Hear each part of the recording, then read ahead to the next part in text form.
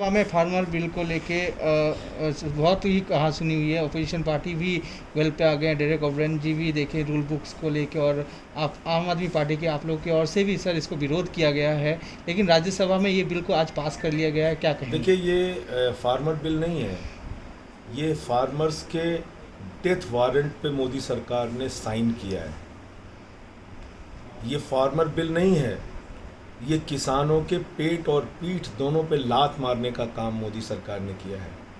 हिंदुस्तान की आज़ादी के बाद सबसे बड़ा काला कानून, जिससे किसान का समर्थन मूल्य आने वाले दिनों में ख़त्म हो जाएगा, जिससे देश के अंदर काला बाजारी बढ़ेगी और सारा कुछ किसानों का जो काम है वो पूंजीपतियों के हाथ में दे दिया गया। आज चंद पूंजीपतियों के हाथ में सरकार कह रही है कि भंडारण की असीमित छूट है आपको। भंडारण छोटा किसान तो नहीं कर सकता, वो 15 रुपए किलो में अपना गेहूं और चावल बेचेगा। बड़े बड़े पूंजीपति उस गेहूं और चावल का भंडारण करेंगे, प्याज का भंडारण करेंगे, चना का भंडारण करेंगे, और भंडारण करने के बाद जब बाजार में कीमतें बढ़ जाएंगी 10 गुना दाम पे उसी किसान को वो पूंजीपति बेचेगा। ये होने जा रहा है आज के बाद इस हिंदुस्तान के अंदर। तो इसलिए इस काले कानून का आम आदमी पार्टी ने जमकर विरोध किया सदन के अंदर।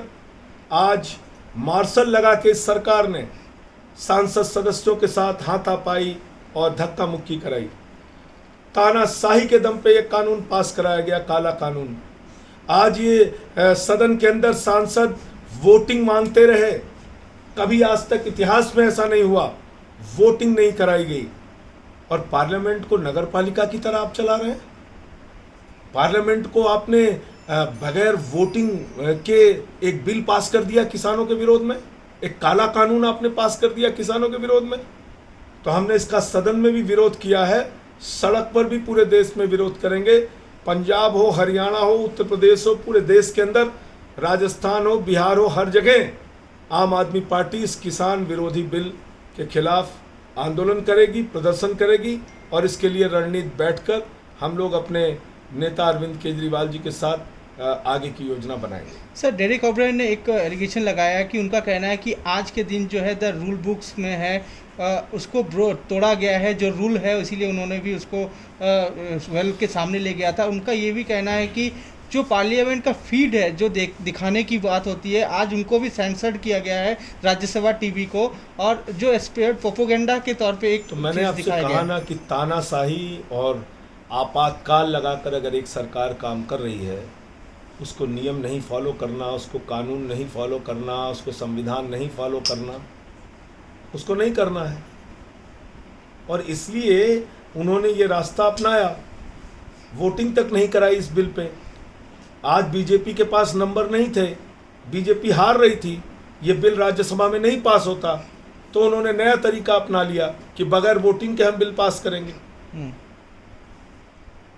सर, मोदी सरकार बोल रही है कि अपोजिशन पार्टी कहीं ना कहीं गुमराह कर रही है, और ये एमएसपी पे कुछ नहीं है। संजय राउत जी का भी आज इसी पे उनका भी सवाल था। इन्होंने इस देश को हर मुद्दे पे गुमराह किया। 2 करोड़ रोजगार के मुद्दे पे देश की जनता को, नौजवानों को गुमराह किया। 1 नेशन 1 टैक्स जीएसटी के मुद्दे पे देश की जनता को गुमराह किया।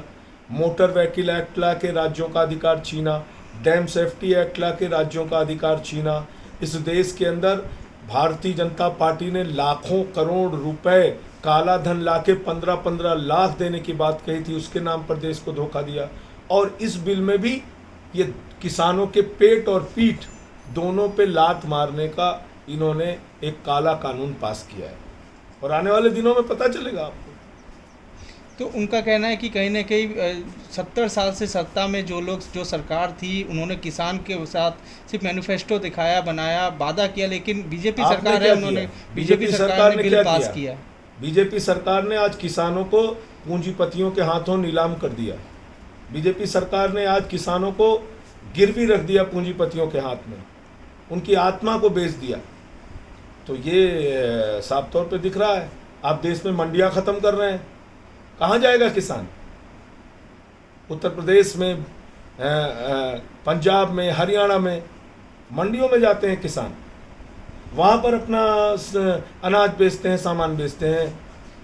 अपनी फसल बेचते हैं।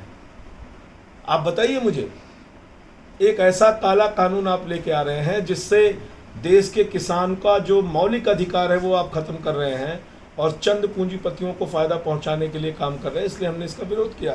सर, डेरेक ओब्रेन ने भी आज जोरदार तरीके से राज्यसभा के वेल के सामने प्रदर्शन किया, क्या कहेंगे? निश्चित रूप से किया और करना चाहिए। हम लोग संसद के सदस्य हैं, वहाँ खाली जाके जो सरकार करती रहे उसमें हाँ में हाँ मिलाने नहीं गए हैं। हम सरकार की गलत नीतियों का विरोध करने के लिए वहाँ गए हैं और हमने किया।